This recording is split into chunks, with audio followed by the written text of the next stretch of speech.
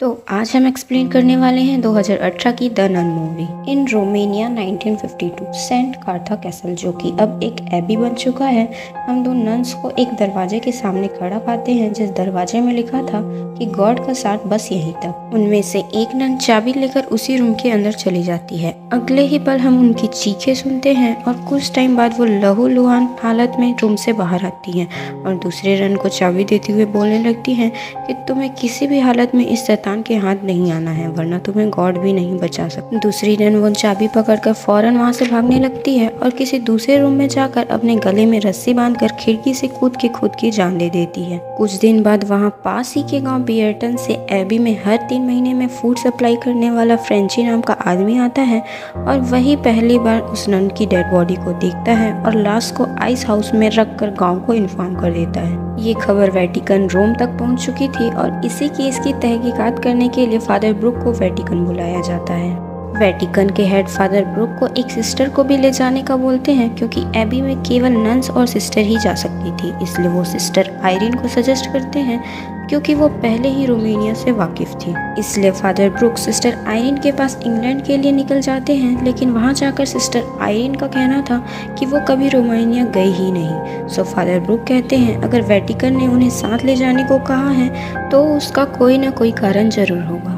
अब दोनों रोमेनिया आ जाते हैं और सबसे पहले वो फ्रेंची से मिलते हैं। सच कहूँ तो ये बंदा मेरे को पूरे मूवी में बहुत कूल लगा। फ्रेंची ही दोनों को एबी का रास्ता दिखाने वाला था, सो तीनों घोड़े गाड़ी की मदद से अपने नए सफर की ओर चल पड़ते हैं। वहां पहुंचकर पता चलता है कि पूरे एबी को बड़े बड़े क्रॉस से बाउंड्री करके रखा गया है। फ्रेंची बताता है कि ये क्रॉस एबी के शैतान को बाहर आने से रोकने के लिए लगाया गया है। तीनों आइस हाउस में चले जाते हैं जहां फ्रेंची ये देखकर शॉक हो जाता है कि उसने नन की बॉडी को लिटा कर रखा था, बट वो अब बैठी हुई है। साथ ही फादर ब्रूक को उसी नन के हाथ से वही चाबी मिलती है जिसे फादर ब्रूक अपने पास रख लेते हैं। वहाँ एक और दरवाजा था जो आइस हाउस को कैसल से जोड़ता था, जो कि नन्स के लिए था ताकि उन्हें एबी से बाहर जाने की जरूरत ना पड़े। देन तीनों नन की बॉडी को रिस्पेक्टफुली बरी करते हैं। तभी वहाँ हवा के कारण पास की कब्र की घंटी बजने लगती है।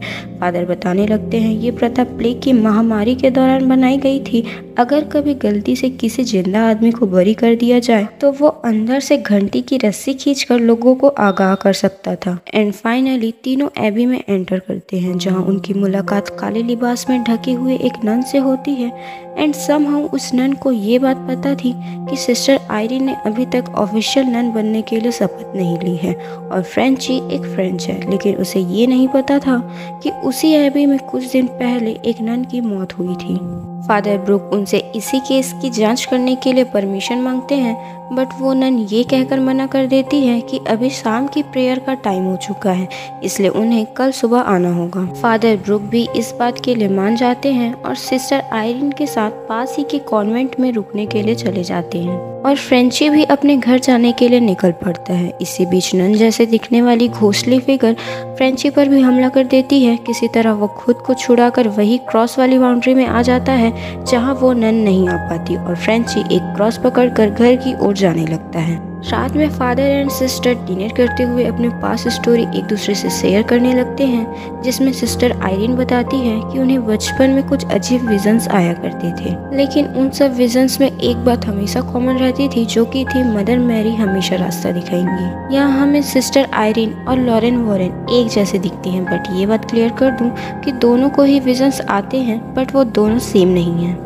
फादर ब्रूक भी बताने लगते हैं कि कुछ साल पहले वो एक बच्चे डेनियल के अंदर से डीमन को निकालने की कोशिश कर रहे थे, लेकिन इसी बीच डेनियल मारा गया और इस बात का गिल्ट उन्हें आज तक है। देन दोनों डिनर खत्म कर सोने चले जाते हैं। कुछ टाइम बाद फादर की नींद एक म्यूजिक की आवाज से खुल जाती है और फादर बाहर जाकर देखने पर एक बच्चा भागते हुए दिखाई देता है, जिसका पीछा करने पर हमें पता चलता है कि एबी का शैतान डेनियल के थ्रू फादर ब्रूक को डरा रहा है और उन्हें एक कॉफिन में बंद कर देता है। फादर अंदर से ही घंटी की रस्सी खींचते हुए सिस्टर को आवाज देने लगते हैं और सिस्टर घंटी की आवाज सुनकर आ जाती है और किसी तरह फादर ब्रूक को कॉफिन से बाहर निकाल लेती है। एंड उन्हें उसी कॉफिन में कुछ बुक्स मिलते हैं जिसे फादर ब्रूक अपने पास रख लेते हैं। अगले दिन दोनों फिर से एबी चले जाते हैं, जहां अंदर सिर्फ सिस्टर आयरीन ही जा सकती थी, इसलिए फादर ब्रूक उसे चाबी देकर अंदर भेज देते हैं और वो खुद हॉल में बैठकर वही बुक्स पढ़ने लगते हैं, जहां उन्हें इस एबी में रहने वाले शैतान का भी नाम मिल जाता है, जो कि होता है वलक। अंदर जाकर सिस्टर आयरीन को एक नन प्रेयर करते हुए दिखती है। तभी वहाँ सिस्टर ओवाना आकर प्रेयर करते हुए सिस्टर को डिस्टर्ब करने से मना करती है और बताती है कि इस एबी में कंटिन्यूसली बारी बारी से सभी सिस्टर को प्रेयर करते रहना पड़ता है। सिस्टर आयरीन कुछ दिन पहले ही मरे सिस्टर के बारे में पूछने लगती है और सिस्टर ओवाना बताती है कि हम सब में से सबसे ज़्यादा गॉड पर भरोसा करने वाली सिस्टर वही थी और उनके साथ ही ऐसा हो गया। साथ ही सिस्टर ओवाना से इस एबी की हिस्ट्री के बारे में भी पता चलता है। ये कासल सेंट काथा के किंग ने नर के शैतानों को काले जादू की मदद से बुलाने के लिए बनवाया था और शैतान ने इसी का फायदा उठाकर उस किंग से प्रवेश द्वार खुलवाया। देन वो आ भी गया, लेकिन तभी चर्च के लोगों ने उस किंग को मार दिया और प्रवेश द्वार को जीसस क्राइस्ट के खून से बंद कर दिया। तब से ये कैसल चर्च के नाम हो गया। लेकिन कुछ टाइम बाद वर्ल्ड वॉर की बमबारी के कारण वो द्वार फिर से खुल गया। तभी से यहाँ उस शैतान को काबू में करने के लिए कंटिन्यूसली प्रेयर किए जाते हैं। तभी वहाँ एक और सिस्टर आ जाती है और सिस्टर ओवाना को उसके प्रेयर के टाइम का याद दिलाने लगती है और सिस्टर आयरीन को एबी से बाहर जाने का बोलती है। लेकिन अब बाहर जाने का दरवाजा बंद हो चुका था, इसलिए सिस्टर आयरीन को आज की रात यहीं बितानी होगी।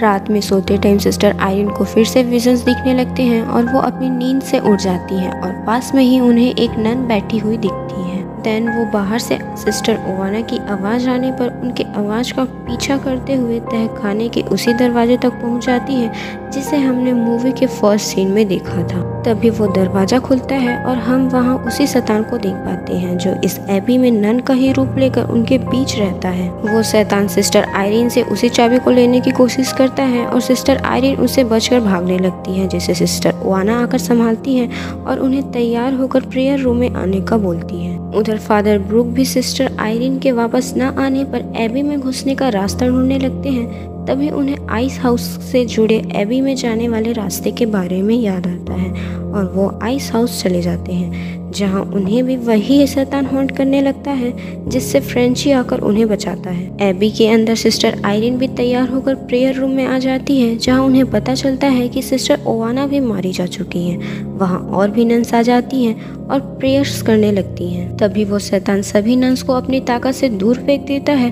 और सिस्टर आयरीन के पीठ पर पेंटाग्राम खरोचने लगता है। सिस्टर आयरीन को दर्द तो हो रहा था, बट वो प्रेयर करना नहीं छोड़ती। अब तक वहाँ फ्रेंची और फादर ब्रूक भी आ जाते हैं और सिस्टर आयरीन फादर ब्रूक से बताने लगती है कि वो सारी नन्स के साथ शैतान को रोकने के लिए प्रेयर्स कर रही थी, लेकिन फादर ब्रूक बताते हैं कि यहाँ तुम्हारे अलावा और कोई नहीं दिख रहा, जो कि सच था। सिस्टर आयरीन भी समझ जाती है कि ये सब उसकी विजन्स ही थी जो उसकी हेल्प कर रही थी। तभी वहाँ पर पड़ी नन की डेड बॉडी वापस तीनों पर हमला करने लगती है और फादर ब्रूक क्रॉस लेकर उसके माथे पे रखते हुए प्रेयर्स करने लगते हैं, जिससे वो बॉडी जल जाती है और फ्रेंची भी उस पर शॉर्ट गन से शूट कर देता है। अब तक सिस्टर आयरीन को भी पता चल चुका था कि शैतान को वापस आने के लिए किसी जिंदा इंसान पर हावी होने की ज़रूरत है, इसलिए मूवी के फर्स्ट सीन में दूसरी नन ने खुद को मार लिया ताकि वो डीमन उसे पोजेस ना कर सके।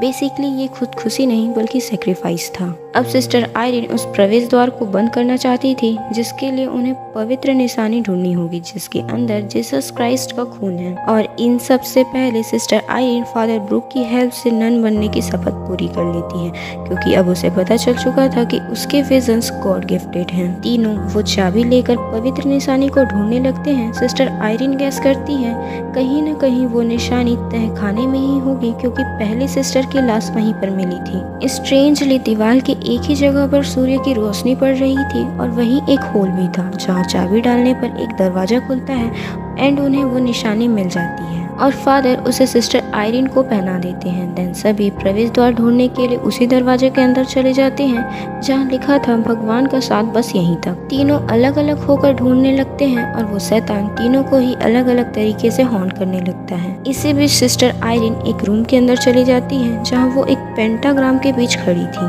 और आसपास उन्हीं के जैसे कपड़े पहने हुए बहुत सारे लोग थे। ये शैतान की चाल थी जिससे वो सिस्टर आयरीन को पोजेस कर पाए।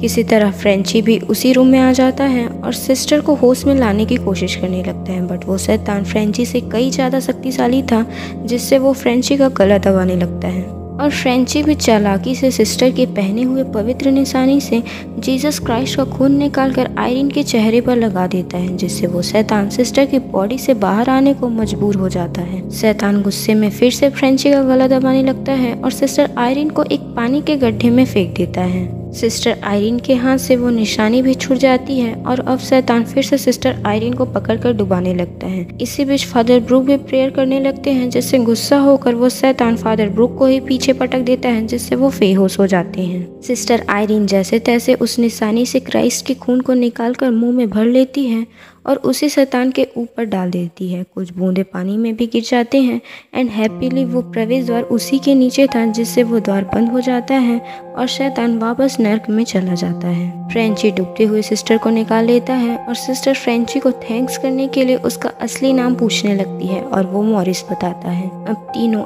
एबी से जाने लगते हैं। तभी हम मॉरिस के गले में उल्टे क्रॉस का निशान देखते हैं। शायद उस शैतान ने मॉरिस को पोजेस कर लिया हो। इसका जवाब हमें 20 साल बाद एड एंड लॉरेन के पास मिलता है, जहां वो दोनों बताते हैं मॉरिस एग्रेसिव बिहेव करने लगा था और उसकी बॉडी में क्रॉस के उल्टे निशान उभरने लगे थे, यानी मॉरिस पर किसी डीमन का पोजीशन था। और वहीं पर मॉरिस के अंदर का डीमन लॉरेन को एक विजन दिखाता है, जिसमें लॉरेन को एड की मौत दिखाई देती है। एंड आगे अगर वीडियो पसंद आए तो लाइक, सब्सक्राइब एंड शेयर करें। Thank you.